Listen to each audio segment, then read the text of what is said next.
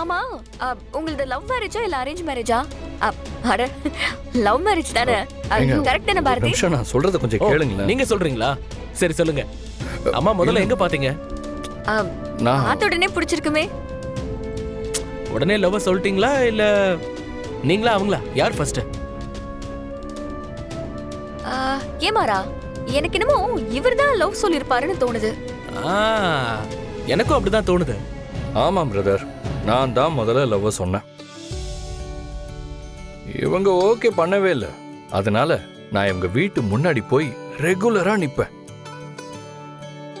என்ன இவங்க கண்டுக்கவே மாட்டாங்க. நான் கெஞ்சி கெஞ்சி கெஞ்சி தான் ஓகே பண்ணேன். போதுமா? உங்க டவுட் கிளியரா? Super brother.